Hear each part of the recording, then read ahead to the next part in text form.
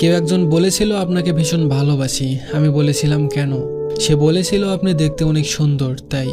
আমি বুঝেছিলাম এটা তার ভালোবাসা না, এটা তার ভালো লাগা, তাই তাকে আর ভালোবাসা হয়নি। একজনকে একটা গোলাপ দিয়ে বলেছিলাম ভালোবাসি। তার কিছুদিন পর যখন গোলাপটা তার কাছে চাইলাম, সে বলেছিল গোলাপটা শুকিয়ে গেছে, গন্ধহীন হয়ে গেছে, তাই ছুঁড়ে ফেলে দিয়েছি। আমি বুঝেছিলাম সে সৌন্দর্যের প্রতীক। সৌন্দর্য নষ্ট হয়ে গেলে সেও গোলাপের মতো আমাকে ছুঁড়ে ফেলে দিবে, তাই আর তাকে ভালোবাসা হয়নি। আরেকজন এসেছিল জীবনে। সম্পর্কের শুরুতে তার ভালোবাসা ছিল অসীম, কিন্তু কিছুদিন যেতে না যেতেই বাড়ল অবহেলা। আমি বুঝতে পারলাম সে নতুনে মুগ্ধ। একটু পুরনো হলে তার আর আগের মতো ভালো লাগে না, তাই তাকেও আর ভালোবাসা হয়নি।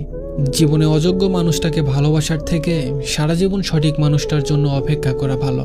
সে জীবনে আসলে আপনার সৌন্দর্যকে নয়, আপনার ব্যক্তিত্বের প্রেমে পড়বে।